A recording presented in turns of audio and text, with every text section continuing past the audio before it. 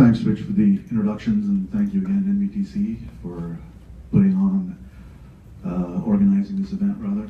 Good morning, everyone. Welcome.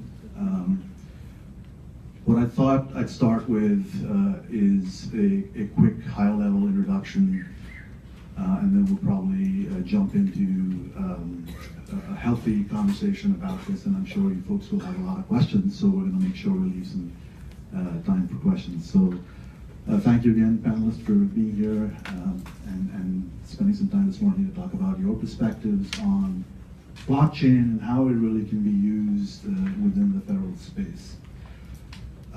So blockchain started, is really the underlying technology, and it started with a white paper, I think as some of you may have read as you're trying to decipher and get past the hype around cryptocurrencies.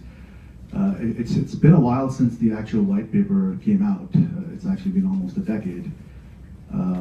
But it started off as a Bitcoin white paper, and it's really the underlying technology that over time institutions and people have really taken notice at what it can do and the innate capabilities it has and how that can be used in the enterprise and beyond the disruptive and the social implications that this technology can bring. So it's difficult to describe in detail and to get more specific about it, and there's also debates about terminology being used because it is an emerging technology, and there are people who are on one side of the fence who think about anything beyond what Bitcoin represented is not really truly blockchain. So there's a furious debate about this, but at the essence of it, it's a distributed database that stores transactions in encrypted blocks,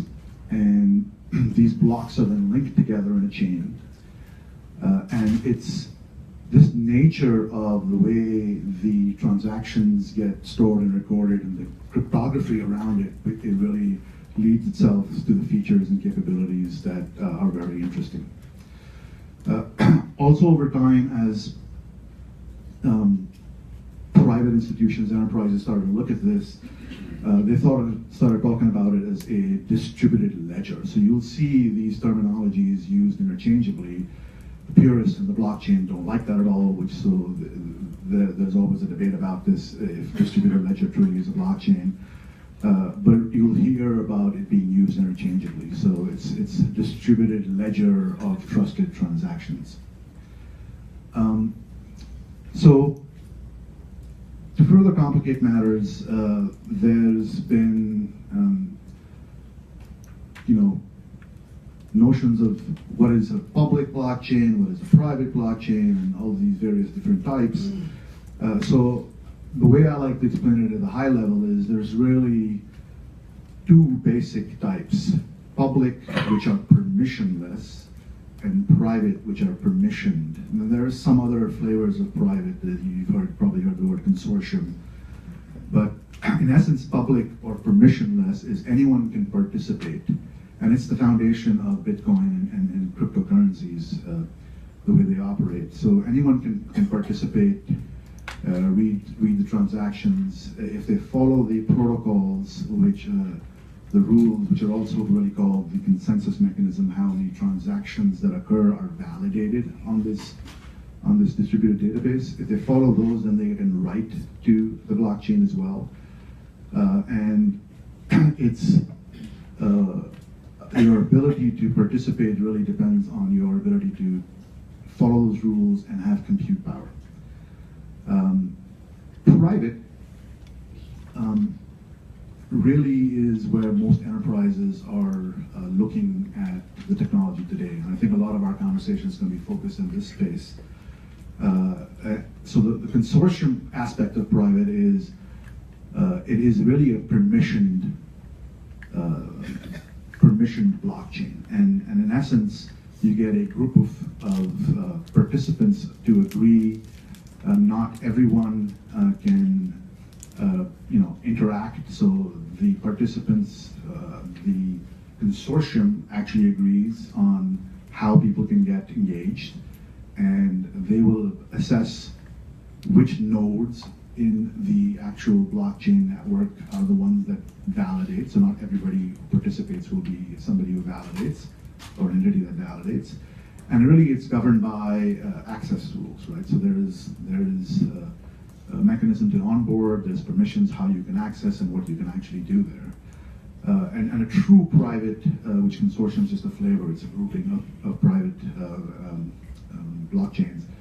A true private blockchain is really when it's just one within one organization. So there are some very specific use cases where that's being used, but it's really controlled by one organization, and it is a mechanism by which they can then provide transparency into data with other entities. So they can make the data available publicly, but who actually is able to add transactions is within that one organization. So there's a lot there, and hopefully through our conversation we'll help clarify as we go, and it becomes a little clearer, and obviously we can ask some questions. But to sort of tie this up, it's the cryptography and the immutable nature of how this technology works is really opening up use cases that solve for challenges around trust, transparency, sharing of that data, security challenges. And it is very much a nascent technology, and it is very much evolving. So a lot of times what you hear now and what the opinions are formed now will change over time. So keeping abreast of it is a challenge in itself. But I'm really excited to see that outside of the financial services, which has sort of been the focus area, not just in cryptocurrencies, but banking as well, has started to form some consortiums. Banks have started to come together and form these consortium blockchains.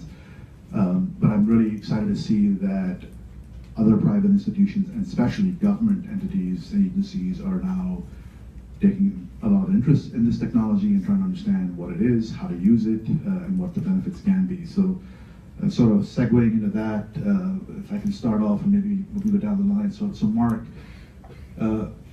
maybe if you could start with, what have you seen so far in the engagement you've had with your clients and your partners around how they are asking questions about blockchain, how they're getting engaged, and how they even get started around this technology.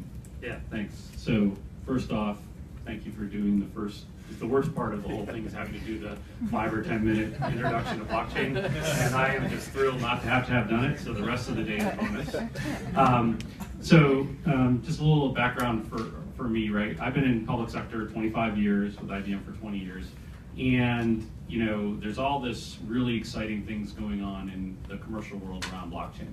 So part of my job is to figure out, as the leader for government, blockchain, and IBM, how does this apply to government, right? So I'm going to have a very government-focused, kind of perspective on things.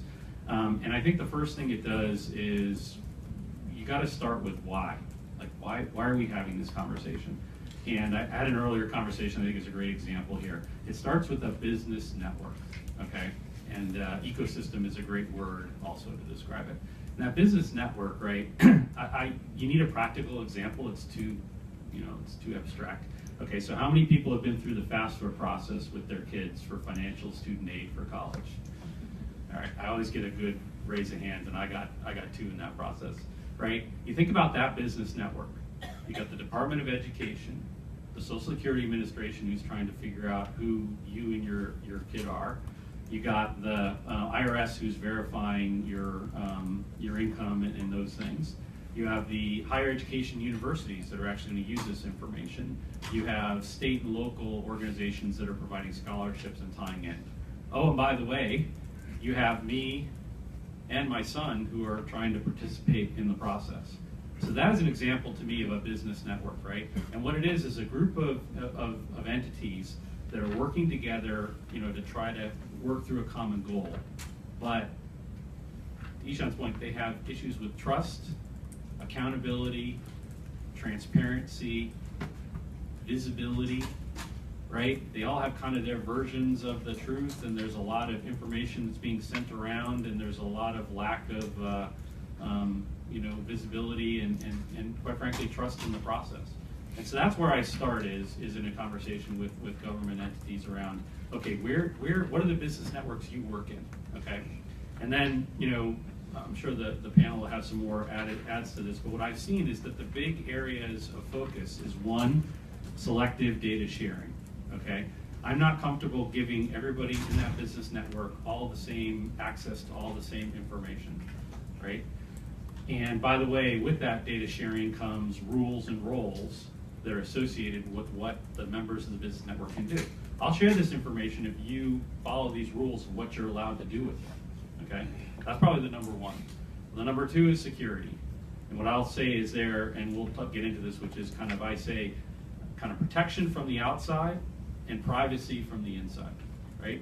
So we've got to keep the people that are not allowed to see the information in a permission network, that are not part of the network, from accessing and getting into the data. But even within the network, we got to keep people that are not authorized to do certain things to be able to redo them.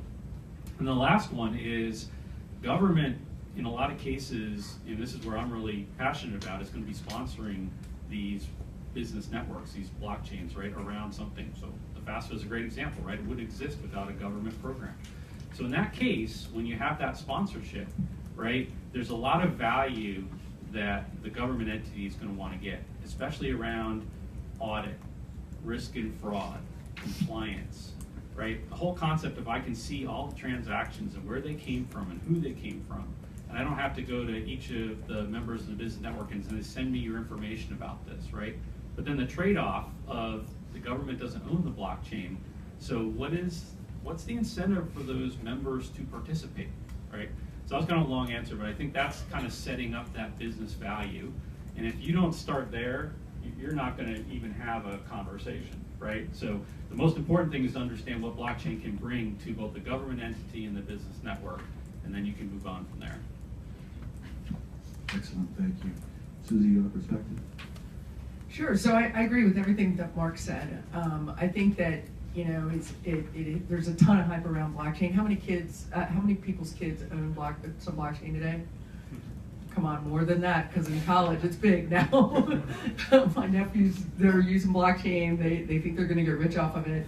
It's kind of interesting, but they actually understand it, which is even more interesting to me. And there must be a class on blockchain or something in college these days.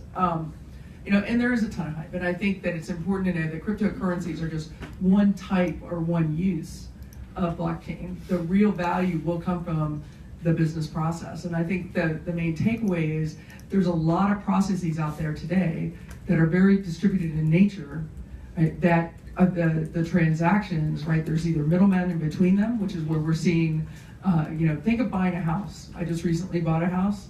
Think of all the different pieces of documents that had to go to multiple people, right? And there were middlemen double checking those documents, validating that they were accurate, right? All those people had to be paid, right? What this is going to do is eliminate that middleman in all these processes and ensure that those transactions are accurate, right? And that they're all digitally signed, and both parties will know, right? It's an immutable. In my mind, when I think about excuse me, in my mind, when I think about blockchain, I kind of go back to my basics. I grew up as a developer that specialized in application integration, right? So who's heard BizTalk server, right? EAI. And that's really, if you think about what we're trying to do, we're saying, look, we don't need to all have our own database, right? And record our own transactions. We're going to have a single distributed, secure ledger. You can call it a ledger, you can call it a database, you can call it whatever you want, which is where there's a little bit of the purist versus the looking at this from a business process perspective. And now we're going to be able to track this because it's immutable. Right? You can't go in, you can validate if that data has actually been changed. And you're going to do this in a distributed network where people actually have to play by the rules, and the technology will check to make sure they play by the rules. Right? And so if you think about just the value of the concept of that, without worrying about how it all works underneath the hood, because it does get very complicated. Right? It's all about cryptography at the lowest level. Right? So you have to understand public-private key cryptology. You need to understand mining. You need to understand what a consortia is, what a private and public network is. But at the basics, right, and where we're starting to see a lot of this take off really kind of outside of government, I'll talk about outside first, Think about how many people do anything with the manufacturing world, right? Lot numbers are huge, especially if you work with the medical device field. Right? Think about the pharma industry. They have a huge supply chain problem. How do they know that they're getting the pharmaceuticals at the root, right, of the supply chain from the right sources, right, that they're not counterfeit, and then track them all the way through that supply chain? Right? The systems that they have in place today are extremely manual, right? They can easily be tampered with. Right? So we worked with 3M to actually build a blockchain implementation of their business process, right, from the initial supplier all the way through to shipping it to the stores and to the pharmacies that are actually distributing this, to make sure that it was tamper-proof and you could validate where that actual drug came from, and it was from a certified manufacturer. Think of folks like Nestle. Right? Nestle, you would think, well, Nestle pretty much probably knows where their cocoa comes from, right? They're a very trusted brand. Right? But they saw a huge, they wanted to continue to build on their brand and be able to ensure that their customers knew exactly where that cocoa was coming from, what country it was coming from, right? And track it all the way through to the grocery store. But then they also wanted to lower their costs. Right? How do I actually lower the cost of my supply chain? Right? And so they actually started to look at it not only from I need to secure and make sure that my supply chain is trusted. They actually looked at it from, hey, I can remove some of these middlemen and some of these costs. Right? And then if you look at just fraud, waste, and abuse in government, think of food stamps, right? And the challenge we have there with fraud, waste, and abuse. Think of just the food supply chain in general. Right? How many people aren't eating certain salad food right now? Right? I mean, that's a huge challenge. Right? Blockchain can help with those technologies, and that's where I think we're really going to see, from a government perspective, I think we'll start to see it really come to life there. We've seen all kinds of little pilots right there. I've been in conversations with NASA, where NASA is looking at this from, hey, I really need to track the parts that go into the technology that goes up in space. Right? It's very, very important that the supplier supplying that part is an approved supplier. If they're not and it's counterfeit, it could be a giant catastrophe. And so that, to me, is the fundamental, strength of where blockchain will go. There, and I'm sure we'll get to it later today, are a ton of challenges right now with the enterprise worthiness of the existing blockchain technology. And I think everybody here will be able to talk to kind of what we're doing as an industry to try to make the blockchain technology more enterprise worthy so that you could quickly deploy it. All right, thank you. So kind of taking a different perspective is for someone inside government, it's a little harder to get that buy-in. So I've sort of developed and I'm sharing as part of the GSA's Emerging System Technology Office and helping out with the blockchain community of practice, to think of it in an easy kind of 4-step process where, figure out kind of that plain language explanation of blockchain, so you can tell senior leaders and figure out how they can understand it. Dispel myths. There's a lot of misinformation. There's a lot of fake blockchain news, if you will. Really be able to respond to some of these off-the-wall assumptions that people have, and some of the not-so-off-the-wall assumptions. Then be able to describe the value it can provide, whether it's sort of the general, security, or the more specific, here's our use case and how it can help us. And then finally, be able to sum it all up with a demonstration. Let folks play with it, see, hey, it's not so bad. Hey, it really just solves a problem. It's not so much about the tool, which it shouldn't be. It should be what problem are you trying to solve? And really let people kind of go with that. And then specifically, so there are a ton of use cases around government, everything from health to, we look at especially additive manufacturing, secure supply chain.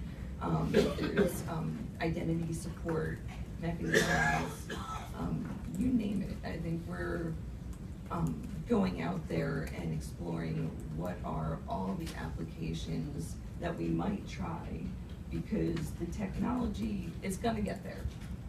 It may not be quite at enterprise scale ready right now for what we want to do, but it's going to get there. And then we're going to need to start thinking about, we should be doing this first, the governance. That, I think, will be the biggest hurdle to government adoption, figuring out how to build all the trust into a system up front. So really working together, figuring out things like what form will the data take, how to get onboarded, all of those things, and figuring that out up front, I think are gonna take some heavy lifting. Fun to go last on a question like this. So to kind of summarize, I think what blockchain really enables here is it allows you to establish this single source of truth amongst parties that don't necessarily trust each other today. It also helps to eliminate some level of reconciliation that may be needed. So to Mark's point about the FAFSA information that's being transferred between Department of Education, SSA, and higher educational institutions, what you see is the same data being passed back and forth and back and forth. And what this enables, like I said, is this single source of truth that all parties can therefore operate off of, which is particularly exciting. As we approach the blockchain space with government entities, we like to look at where government intersects with industry. There's oftentimes a lack of trust there between potential suppliers to given ecosystems today that for institutions like DLA, for instance. And to Sherri's point here, physical supply chain, to everyone's point, right? Physical supply chain is particularly interesting. What's more exciting to me is digital supply chain and the digital thread. So what happens when you're able to actually trace the code that was put at the front end of a Reaper all the way back to the developer itself? So it starts to get really interesting when you're able to trace that digital thread, and also when you're able to combine a physical supply chain with a digital one. So the idea of a digital twin becomes particularly interesting. And you look at things like PUFs, physical unclonable functions, right? Those are used for semiconductors today, and how we potentially apply that to this landscape so that we can tie a physical good to a digital asset, if you will. So we're particularly excited about that. I think we'll see that evolution take place over the coming months and years. The last thing that I'll note is, we're on the topic of like demystifying blockchain. So I look at technology as like a Lego set, and I don't think there's true innovation that we see in technology anymore, right? There's not some mad scientist that's in some lab in a basement that's just sitting back there inventing new technology. What we see is combinations of technologies being leveraged to create something new. So it's the idea that you're taking these Lego blocks and building them together to create something. And blockchain is exactly that. It's proven Lego blocks, right? Proven technologies, cryptographic primitives. You look at things like hash functions, different encryption methods, and asymmetric key pairing, which we talked about. It references linked lists. So it's technologies that are proven today that have been around for decades that have been put together towards a new use. So I encourage you that when you're looking at this space, to not necessarily, like, the combination of the tech can be questionable, right? And you can look at whether or not it's applicable to your enterprise, but it's certainly proven. The underlying technology has been proven in this space for quite some time. I think that's probably the most important point, is that this is really not new tech. Yeah, exactly. All right, thank you. So I think in terms of, how do you start to engage and start to do the work? So there's a lot of use cases you guys talked about. I think Sherri, and for folks who haven't read the AppDiac, the primer that was published, I think it's really good. You should check it out. It talks about, how do you evaluate whether blockchain is an appropriate solution to what you're trying to do. I think that's one of the key things here, right? It's cool technology. There's innovative ways of doing things, or there's new ways of looking at solving the problem. But you probably want to take that a little step back and say, why should we use this technology? What about blockchain is going to solve this business problem better that I can't do already with the regular system that we have? And that sort of opens up other opportunities to say, the light bulbs start to go off as to how we should better really look at the process, right? I think that's what we've noticed is as you start to get into the dialogue, you really take a step back and say, fundamentally, there are some problems with the business process or the network or the people I'm participating with outside of the trust and the sharing issues.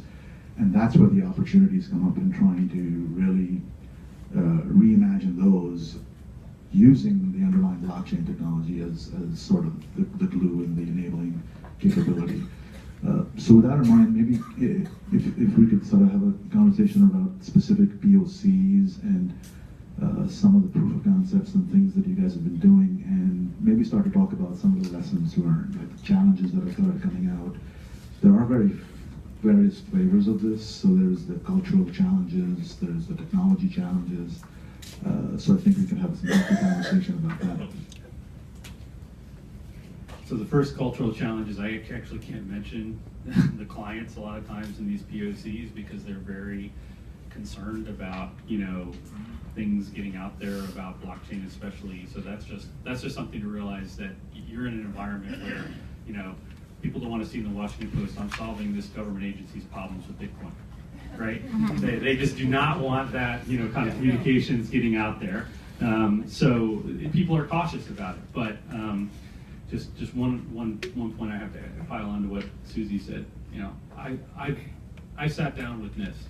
This is not going to go through special security certification processes. This is the same, NIST 800, 53, requirements that are out there. This is the same encryption standards. This is the same FIPS 140. This is the same, you got to have the same security defense and depth strategy. This is not new, right? That being said, what I think is new is the governance of the how do you get started, because you have either one of two cases that I see. You have a business network where no one entity will take the initiative to get together, pull that group together, pay for it, right, drive it, or you have the other case where one entity is trying to drive all the value, and therefore you kind of ask them, well, why aren't you just standing up a centralized system to do this, right? So it's that trade-off, and so I think where you get to is probably the 5% of the 500 use cases I've been through this year are that intersection where you have that business value view. So since we date everybody with a fast, I'll give you another quote for those of us aged people, right? Building the blockchain is half the battle, right? The other half of the battle is how everybody's going to leverage the blockchain. So what we really recommend is using design thinking, user-centered design. Hopefully most of the folks in here are familiar with that, right? Get those folks to the table representing those business network members, right? And in the cases where we've had success in the commercial world, right, probably the biggest one around global financing cases, right, where we got the supplier and the partner and the financing organization together and said, why do you have a dispute, right? You get those three groups together, they said, oh, I have a dispute, because of this, this, and this. Okay, but what data, what information that if all three organizations had access to this information, would you be able to resolve the dispute, right? Okay, now I've built a little data model, right? POs to invoices to lines of credit. It's not the simplest data model that's ever been developed, right? Now if I implement that and everywhere I just have my existing system, my existing process, I make a little update to the blockchain. Now I have a blockchain that has that aggregation of those three organizations' information. Boom. Disputes that took more than 40 days went down to less than 10, right? Half the disputes didn't even happen anymore because there was visibility. And the point was that was a pain point, not just for the financing group that was trying to close business, but it was a pain point for the supplier because they had to bring Joe in from the loading dock every time there was a dispute. And it was a pain point for the receiver because they wanted a single way to be able to view where all their stuff was coming from, right? So they could leverage the blockchain for that. So what you'll tend to see is that you'll start with an idea, a use case, a business network. You'll get into that design thinking and you'll see different perspectives of what each group wants to get from that. And then the two things I'll leave you with is the scaling of the blockchain. I can scale to additional business network members because of that situation as we talked about where, vendor A can't see vendor B's stuff, right? So I can add vendor A, vendor B, vendor C, vendor D, all to the same blockchain. And then I can scale to additional business processes, right? So I can say, oh, I'm going to start with, supply chain visibility. And then I'm going to add a business process around dispute resolution. And I'm going to add a business process around payments. And I'm going to add a business process around audit, risk, and fraud, right? So what you see is that aggregation. So it's not just the, you kind of start, but you're going to grow both by bringing in getting the view of the business network and getting that scaling view. And that's where I think it's really exciting. And I'll leave you with, I've had so many people come up to say, well, I can do this with some other technology. I don't need to use blockchain, right? I don't want the overhead of doing that. But I think when you pile on all these things, that's where blockchain really, starts to really make sense. So probably I can't dispute, with any of you that there's one thing that you could do better with maybe a different technology. But when you get to 10 things for 4 different members of the business network that are all adding value, then I think you got a case where, blockchain really can uniquely address it. So I'm going to build on kind of what Mark said here. So, when I think about some of the biggest challenges with blockchain when we talk to our customers about pilots is, the type of business process they're choosing. And so we actually, when we're working with customers, we basically will sit down with them and say, let's talk about the business process you want to apply blockchain to. And the characteristics of that process should be, it has a trust issue. There are multiple partners or entities in that business process. Those entities can exist inside, say, a single federal government agency or multiple agencies, but they have to be different entities that you don't trust, and you have a visibility problem. If you have those 3 things alone, then it's probably worth looking to see if blockchain might help you. Because, as Mark said, you can use existing technology. In fact, blockchain is just built on that existing technology. Right? So we're just applying new concepts, right, to the art of application integration is really what we're doing. Right? And so if you think about that, just that in general, that's where you start to, and those are the types of business processes you should look at. Now, the blockers is, I think, a lot about the hype.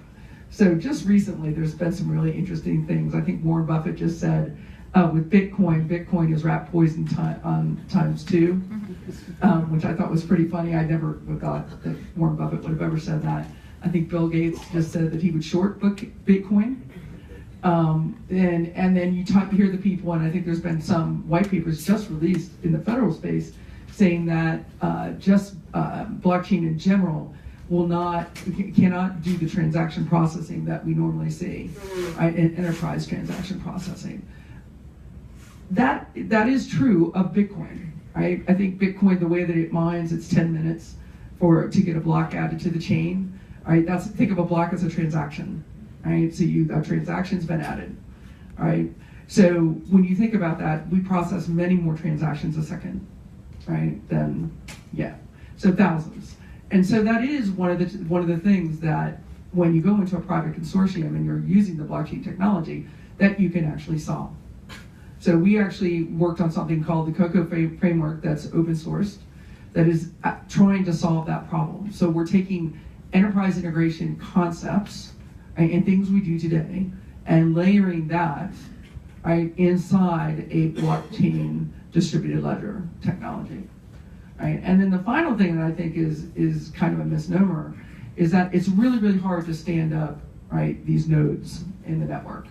Right? That's true if you want to build it by yourself and you want to go out and buy some servers and stand up your own network and configure everything and try to get it up and running. But with hyperscale cloud, this is really a no-brainer. Right? And so folks like IBM and Microsoft and others, right, are building basically blockchain as a service. So that you can go out, literally walk through a wizard, right, add business partners, right, or consortium members, trading partners, whatever you want to call them, in your particular business process, to that network and stand up a node, right, and actually begin to do these types of things. Right? And then, the other kind of think misnomer is, well, it's not really business process. You can't run code. Right, so in a business process, it looks like think of a Visio flow diagram, and you have code that executes. You can absolutely run code, right? They're called smart contracts. Right, so all those concepts that you've learned before, right, from enterprise integration, from how to orchestrate or build and instrument a business process with technology, still all apply. We're just twisting that a little to get rid of the trust challenges, the transparency challenges, by applying existing technology with a little bit of a twist, right? To make sure that data, that they're trusted, because there is a trust issue right now. I mean, with Bitcoin, there's huge challenges with people trying to spend twice, right, and spoof the system. We've seen all kinds again, but that's a cryptocurrency challenge that doesn't necessarily isn't going to flow into how industry is actually looking at implementing blockchain for business process. Yeah, I think the number one thing is Bitcoin is not blockchain. Yes. These things are not equal. Red circle with the line through it. Yes. Let's not mention it ever again. Yeah, I've actually created a slide where it has like Bitcoin, blockchain, and just a comparison at different levels, just to help folks understand that there are major differences, and you can accomplish very different things with the two platforms. You know, Bitcoin, blockchain versus blockchain. And I think really the other thing is getting folks to see this is stuff we understand. You know, security, good cyber hygiene is good cyber hygiene. We know these concepts. You're just applying the same security protocols, procedures, everything that you would do. Like I said, NIST 853, like, yes, that's just applying it to a different concept. You know, for us, it's security, it's shared services and things that go along with that. It's interoperability, figuring out the testing, and procurement. These are all things we know. You know, if you have a joint enterprise license agreement, you understand some of procuring with groups. So, you know, it's not so scary. It's not so different. It's just a different application of everything we know. That's simple.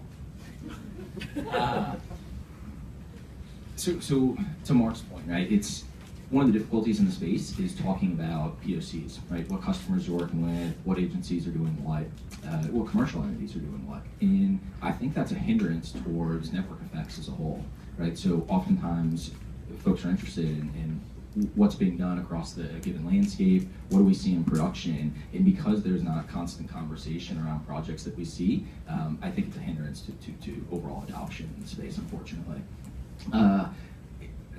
Also, to Mark's good point, was the idea of design thinking, right? And there's overall, when you're designing a blockchain or distributed ledger solution, you need to take into account traditional agile methodologies, design thinking, and more importantly, it's how you provide digital services to an end user, whether that's a citizen or a government employee, right? However your defined ecosystem looks like.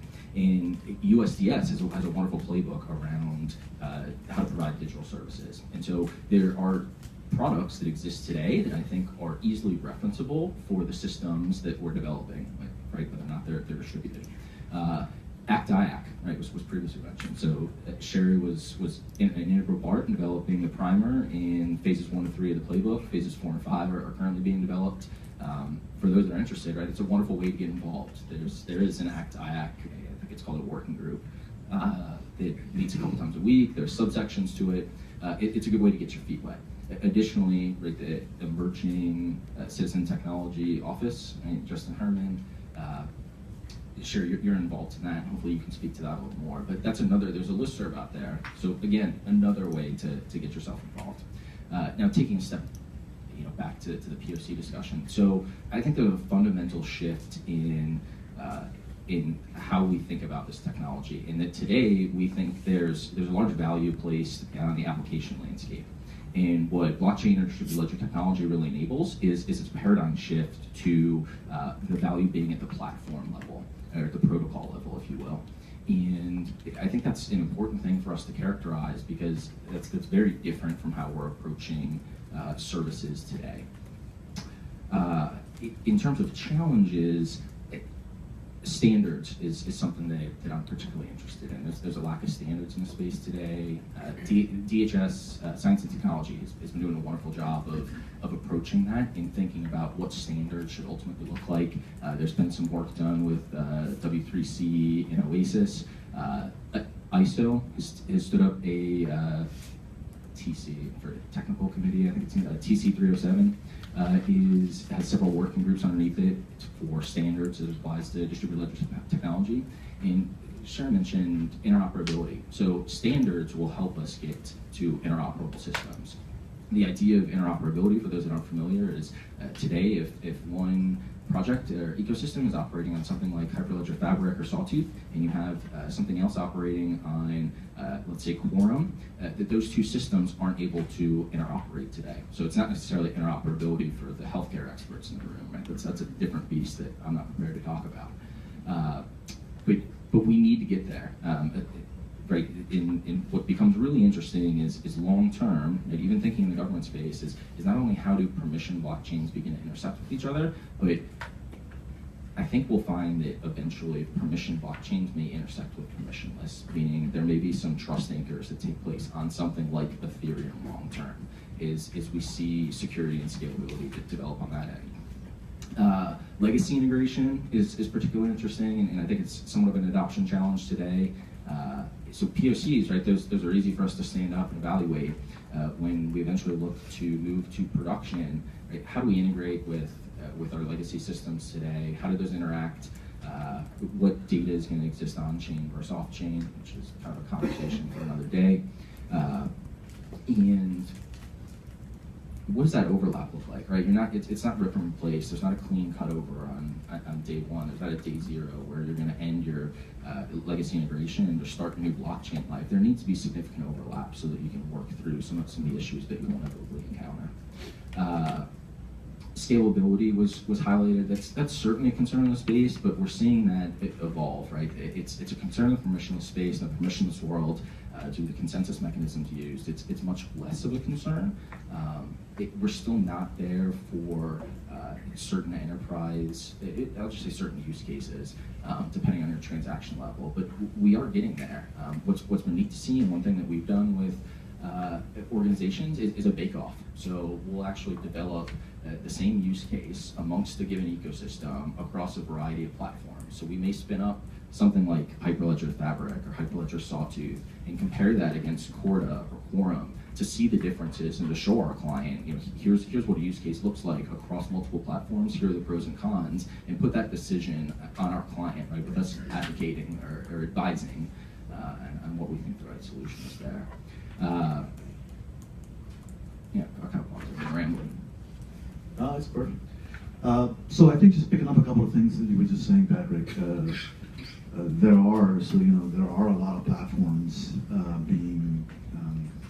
there's a lot of startups and there are a lot of platforms being released that are looking to solve, accelerate, and try and get services that you can use blockchain up front. So part of the challenge, I think, the standards is the key thing you mentioned, right? Because how do you, you're trying to understand the technology first, and then you've got all these new platforms popping up, and what do you really pick? How do you do this? So I think the standards would really help. It's interesting that NIST took a little bit of a different approach right now, more of a wait and see. They didn't want to, they were getting a lot of questions, and they didn't want to go out and publish something, partly because of the high churn and the evolving nature of this. But I think I believe it's very soon when NIST would come out with some more guidance, in conjunction with some more what the likes of IBM and Microsoft and other vendors are doing. The established vendors, there's always some trepidation around listening to startups to begin with, but I think when the established vendors encapsulate all of that, there will be, in my view, a much larger push to adopt and start to get more comfortable with trying even POCs. Another point to maybe have another conversation around is, so a lot of what we talked about is with smart contracts and with the other capabilities, really driving operational efficiencies in the systems, and that's really a good way to look at why you would want to pick that. To your point earlier, Mark, around you could do certain things with one aspect, but when you add all of these various challenges, that's where really blockchain surfaces up. But maybe talk about a little bit about how you see a fundamental shift in how services might be offered with the way this technology is really opening up new avenues. So maybe a little more futuristic view, maybe, but how does taking that step back, doing the design thinking, and then really saying, if the government was going to set up a consortium, or if the government was going to work with, let's use grants as an example, right? There's a lot of entities do grants, have a grants management type of system with the state governments, so when they give out funds for infrastructure projects, everybody has to sort of participate in that blockchain. Do you see some of that stuff happening? Is there an appetite for that? And that train of thought to see how do you think that could fundamentally change how the governments operate with citizens? So, Well, let these guys go first for a change. yeah, like, Do that way first. a couple of things. One about standards. Absolutely, I think the next kind of frontier in blockchain is going to be that interoperability, where you have these federations building up and moving out. At some point, they're going to need to talk. Even if you have somebody building up a supply chain blockchain and somebody's doing an asset management, at some point, hopefully those will intersect. You get something from the supply chain and then you start moving it around. So that, I think, is going to be key, even just in the vernacular. I mean, talking about DLT versus blockchain. Blockchain's a subset, but not everyone realizes that. When you talk about permissioned blockchain, you're talking about different varieties of read and write access, and folks don't always realize that it could be variations. So getting standards all around, I think, is going to be critical. And then sort of the next piece of that major change of building things in up front, talking to all the stakeholders and potential stakeholders up front to get that vision of, yes, we're doing this proof of concept, yes, we're doing this pilot, but where could it go? What could we see adding value? And getting that idea up front of what the possibilities are, I think, is a whole new way of doing things, and making sure those stakeholders are in the room right as you're building really is going to be a whole new way. Adding all those new perspectives is going to lead to a bunch of different service development, which I think will be cool. So I think there's, and this is purely futuristic, right? So it's not necessarily realistic right now. But if you think about it, I think there's interesting areas in payments, and I'll relate this all to government. But in payments, IoT, and I had one more, which will come to me. So think about an organization like USAID, right? And they're issuing numerous grants to folks. The third was incentive structures. So USAID is issuing grants to a number of folks for projects. So if all of this was being done on a distributed ledger, right, you'd have this single source of truth that would provide transparency into what was being funded, when it was being funded, and you could incorporate incentive structures in a smart contract. So if projects are completed early or completed late, you would essentially be penalized or rewarded financially, right, via some incentives. And incorporating payments within that is essentially disintermediating core third parties that we have today that are skimming off the top from government services. So long term, I think there's, right, leveraging payments and incentive structures, it becomes very interesting of how grants, payments, and you can incorporate that even into supply chain use cases. Delays in services, you can reward certain vendors who have higher levels of performance within a supply chain ecosystem. It becomes really interesting. And then the intersect of IoT devices, if you could actually transfer physical or digital assets based on location, right? When a cargo ship comes into port that has an IoT device tagged to it, you can transfer digital ownership from a manufacturer per se to a distributor and see that transaction live on a blockchain that eventually, when reaching its your end destination, that's transferred to the end buyer. So I think you start to look at use cases like that. and I think you really see the transformational value of a distributed ledger technology. Actually, before I forget, one thing I would say about blockchain is if you look at it in a different perspective, it could really be a force multiplier. Once you start adding the other emerging technologies that are out there, IoT, AI, even augmented virtual reality, that what you can do just blows wide open.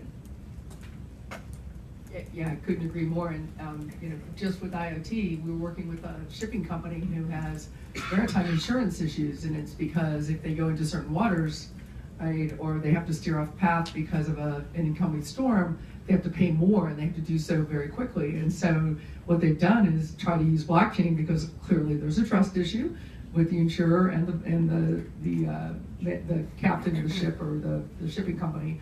And so they're using IoT devices and blockchain to actually track that so that they can lower their costs, their insurance costs, if they don't go in certain waterways. So I thought that was really, I think that's a really good point. As we start to take emerging technologies and start to look at applications of the concept of blockchain with them, I think we're going to see a huge uptick. I think, when we look at, and I can't remember what the question was. What was the question? Because everybody was going in, I was like, wait a minute. You're right on target. Okay. It's really about, what you envision, outside of the operational efficiencies and the types of things that we've been talking about that some of the targeted POCs have been doing. But if you really spin the business process on its head, really, and what this technology enables, how do you see the interactions between the government and citizens, and even all of the various people that partners and suppliers and vendors they interact with? How do you see that fundamental interaction changing? Well, I think we're going to hit some pretty big cultural roadblocks. If you're an intermediary or a middleman making money right now off the government, and there are lots of people doing that for good reasons, right? Because we didn't have technology that could help do this before, and there was a trust issue.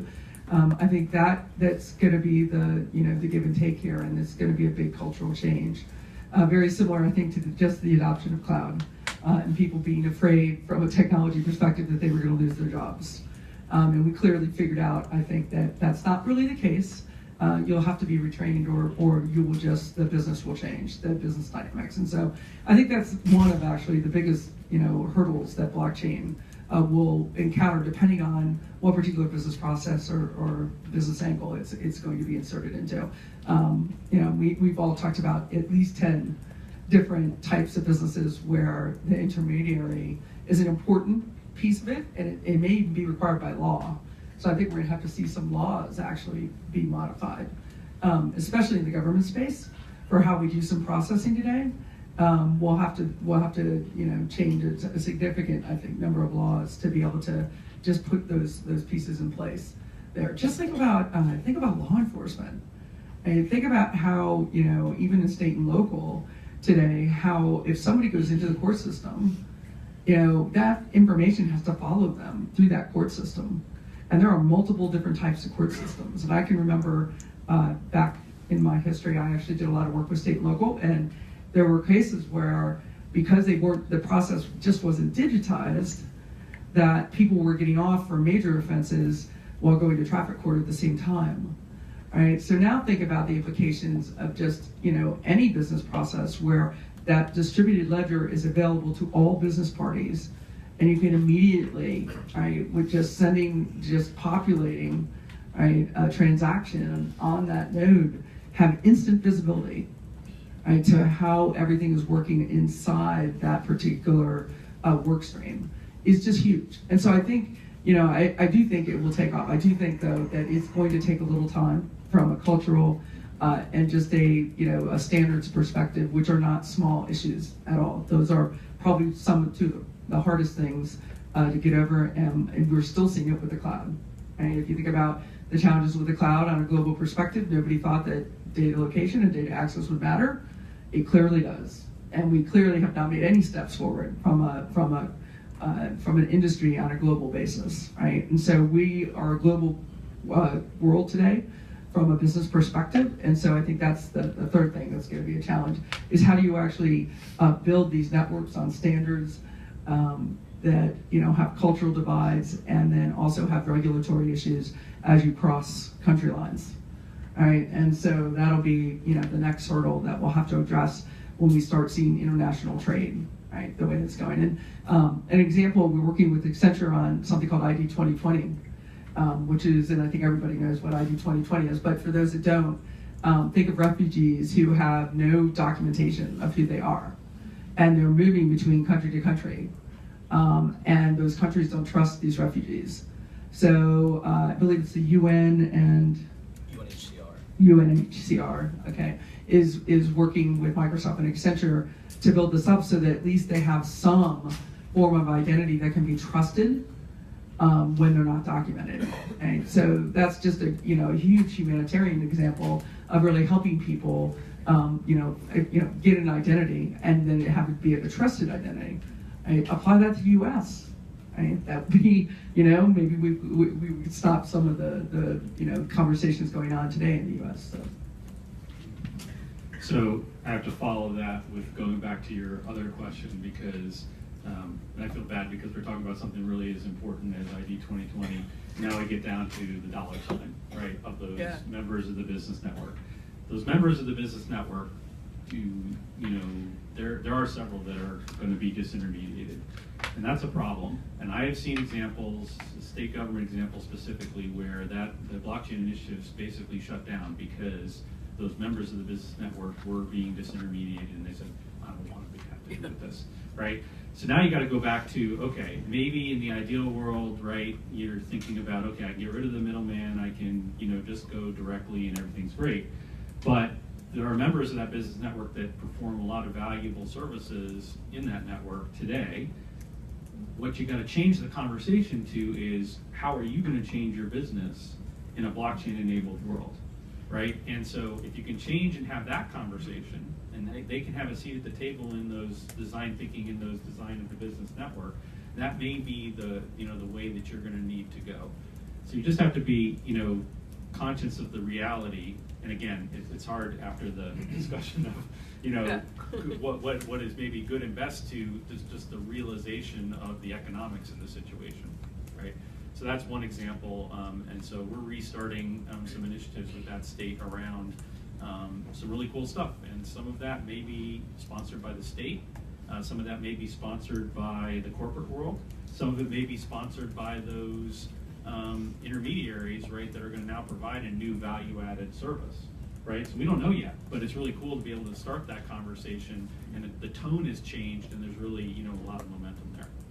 The last example I want to give you, again back to the kind of corporate world we live in, right, is the example with Maersk.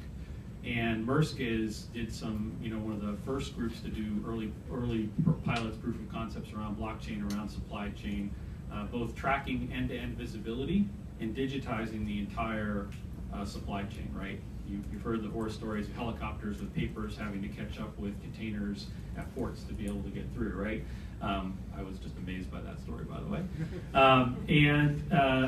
Now, what is Maersk doing? Well, they're not doing what traditionally you would do, which is to say, here's a blockchain that we have that none of our competitors have. They're standing up a service that anybody can now subscribe to get full visibility and to get digitization in their supply chain, including all their competitors, right? They can now subscribe to this service and leverage this, all right? So now think about this world. In this world, I can have my own kind of blockchain capability amongst my business network. I can connect into this Maersk capability and be able to get information out of that Maersk network that helps work through the challenges, right? So I can really do end-to-end capability. And when you think about the government, that Maersk network is not going to work without CBP, ports, right, and other public sector entities. Right? So now you have a situation where, okay, so what's the incentive for CBP to join that group, right? What's the incentive for ports to join that group, right? I was down talking to the,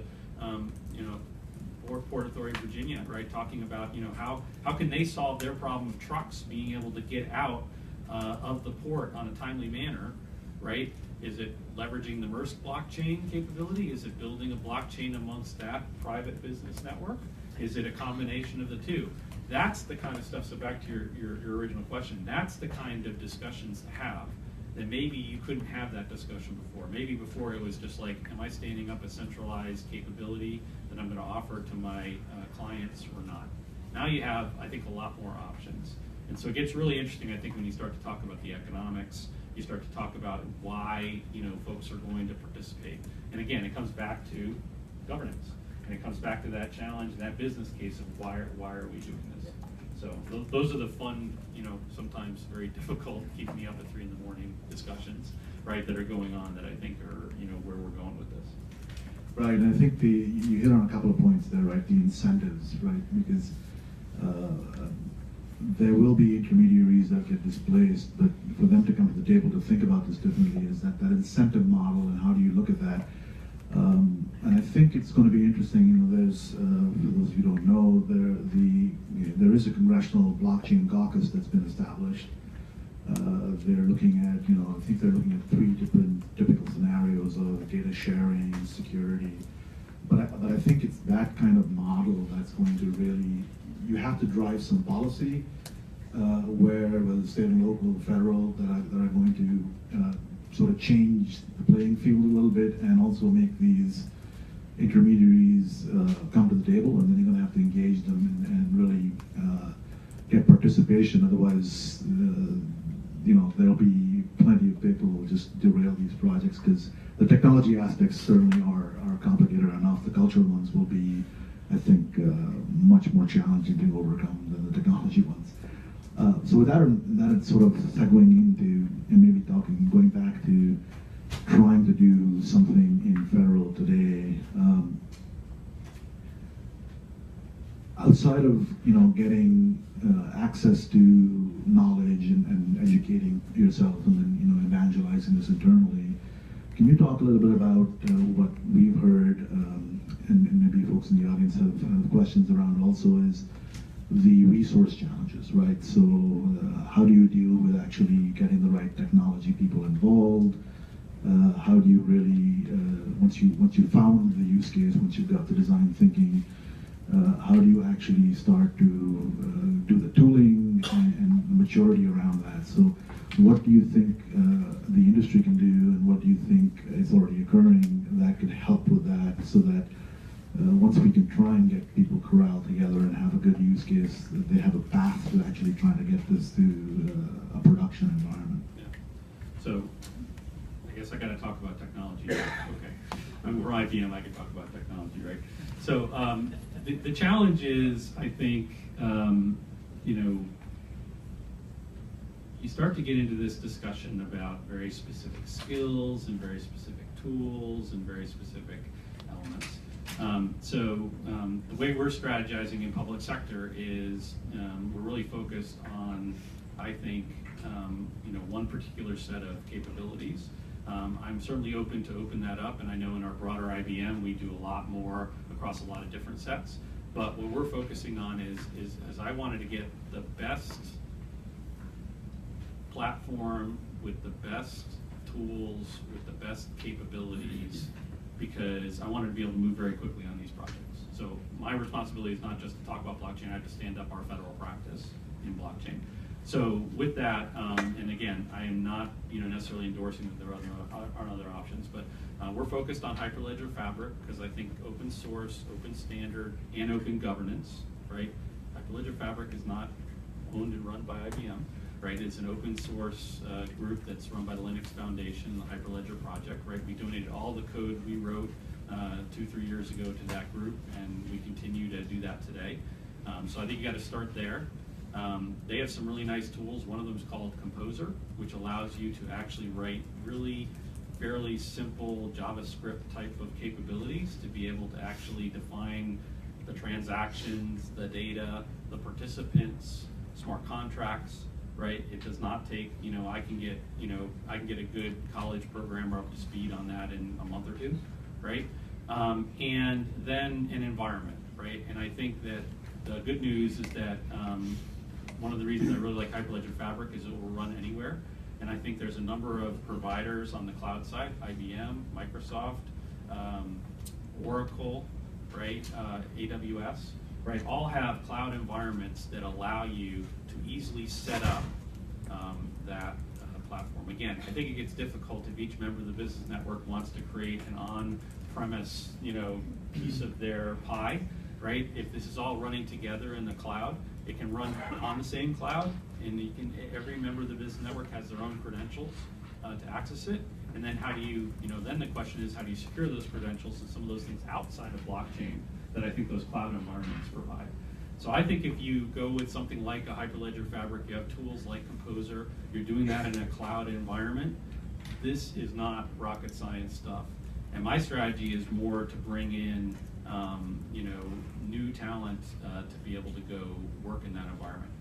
That being said, you got to have some of us old gray hairs, right, that understand the challenges of working in the federal environment and working around things like enterprise security, performance, scalability, non-functionals, right? So you do have to have, and Sherri will tell you that one of our favorite people at IBM is one of those people, right, who just understands that combination of architecture and engineering and that sort of thing. And so you need a couple of those people.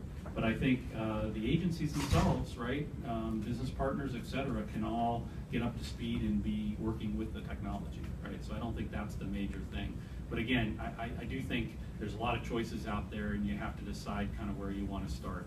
I just think Hyperledger Fabric is the most flexible answer out there right now for permission blockchain.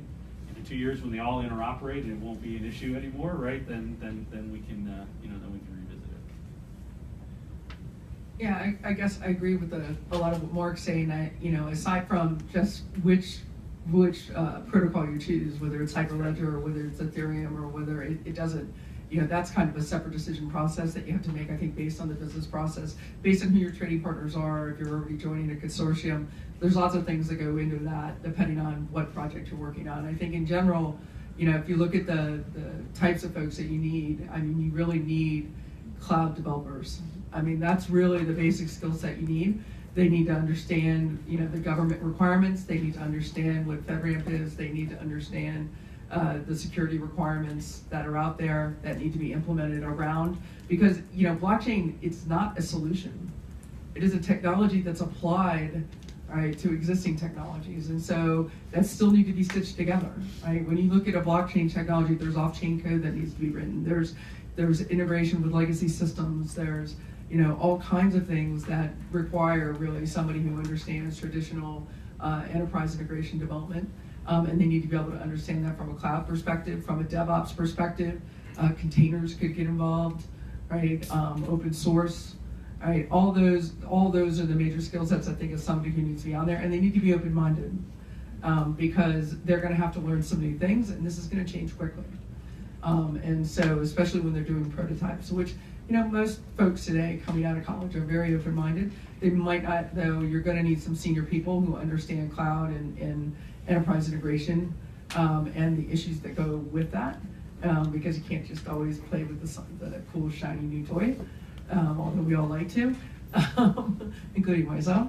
So I think that's, when we're putting together the folks that are working on that, that's the type of folks we're looking for, with a variety of different backgrounds getting to that place.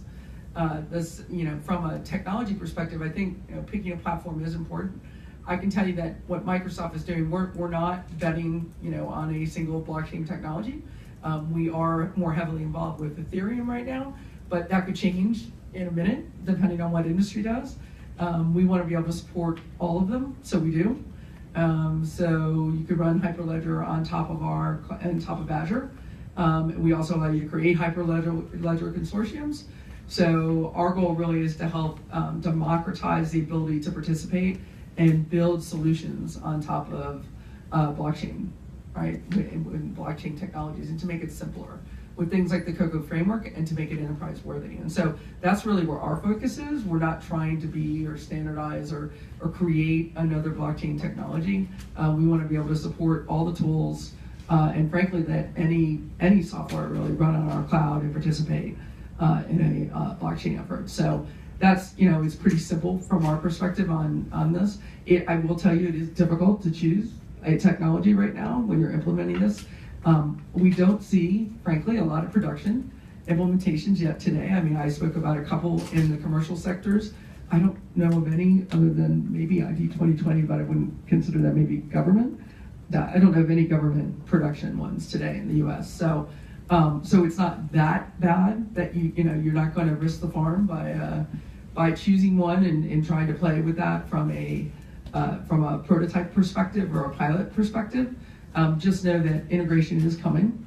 We're never going to go, hopefully, back to the EDI world where it was very, see, I'm really dating myself now, where it was very difficult to integrate. Hopefully we'll get through that very quickly so that it won't really matter, and you'll be able to do that. Even private and public will be able to talk to one another, because I think about a whole host of use cases where that would be very helpful to be able to do.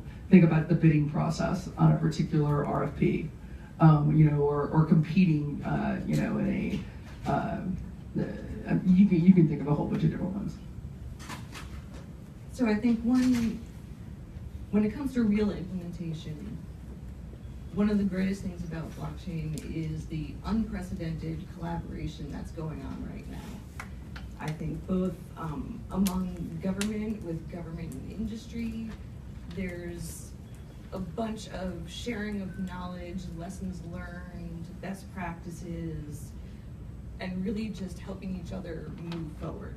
So I highly recommend getting involved with things like ACT, IACT, and the Emerging System Technology Office, the Atlas, which is emerging.digital.gov, that having a real path to implementation, and that's why things like the playbook are great, that it's not just here's a high level, but it's here's things you actually need to think about.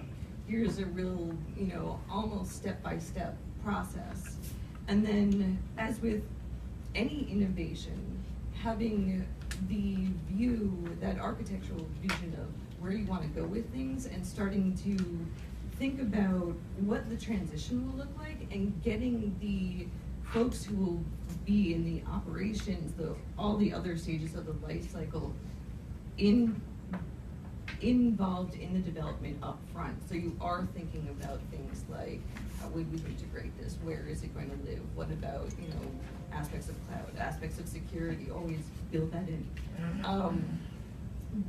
But that, I think, will be the real path to implementation, how to get there. Yeah, so it's certainly a collaborative space, right? So working with Microsoft on ID 2020, we do enjoy working with IBM products. We have an internal center of excellence centered around that, so we have plenty of Fabric implementations and prototypes that we worked on previously. The technology continues to evolve, so what I'd encourage this audience to do is to continue to stay in the loop on that conversation, right? There are numerous products out there. You look at the Hyperledger Foundation as a whole. Fabric is certainly one product that exists there today. Sawtooth Lake is a contribution from Intel that has some really unique characteristics behind it. JP Morgan put out Quorum, which is now being spun off. Corda is another platform. And most recently, the Enterprise Ethereum Alliance released their architecture stack 1.0. And so that's worth looking into, right? It's protocol agnostic, and it's an idea for how you develop within this type of landscape.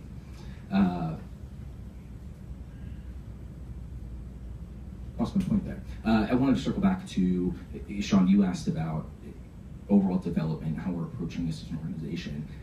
I'd say always place a bet on your people versus the technology itself. And that's really resonated true here within our firm, in that people are very quick to raise their hand when we asked who is interested in exploring this more. So outside of their day job, so to speak, we've been really, really impressed by the caliber of folks that have kind of risen to the top. David Richardson is here with us today, on his own time, coming to listen to me ramble on topics that I generally talk about. And what we've seen is not only do they feel empowered, right? They've been given an opportunity to establish themselves as leaders on emerging technology within the firm, but it also furthers their skill set. So bet on your people, look within to start with. Blockchain developers are tough to find right now, to speak bluntly. And you're capable of taking full stack developers, someone with a natural sense of curiosity and interest in emerging tech, and really throw them at this problem set, and they'll end up thanking you for it, which is the really wonderful part. So it's non-zero sum, right? It's a win on both ends for us. Yeah, I think the key point here is it's because, as we all said, there isn't anything live in production in the federal space today, and I think that's where we're at the precipice of a turning point. Also, there is a lot more activity internationally. So there are a lot of other governments outside of the U.S. that have productionalized capabilities. So I think as looking out would also be a good thing to do to sort of say what's worked, what is happening, how are they interacting with their parties. And because the world is much smaller now, a lot of these global multinational organizations are engaged with those, international governments, and that those lessons learned are just going to come back to the U.S. and further accelerate that. Just to add to one more ever-growing list of platforms, Consensus 2018 was recently held in New York. It's sort of the biggest show about blockchain, and I was still a little amazed how it was still focused on cryptocurrencies and tokens. But one of the things that Consensus, the entity, came out was with a capability called Kaleido, which really is a blockchain on a service. It's available on Amazon. And I found very interesting that this is just yet another platform you have where, to the question about resources and skills, you probably will need more of the higher level thinking, because just like the cloud, abstracts you for managing your infrastructure and giving you capabilities, very soon we're going to see these blockchains as a service, and really it's the business logic, it's the cultural things that are really going to sort of tie everything together that we'll need more focus and more drive on. So it is really a changing landscape for the better, and I'm very excited to see the minute the first, whether it's state and local or even federal goes production, I think the floodgates will open. So again, thank you all for. I think it's perfect timing to open it up for some questions. So.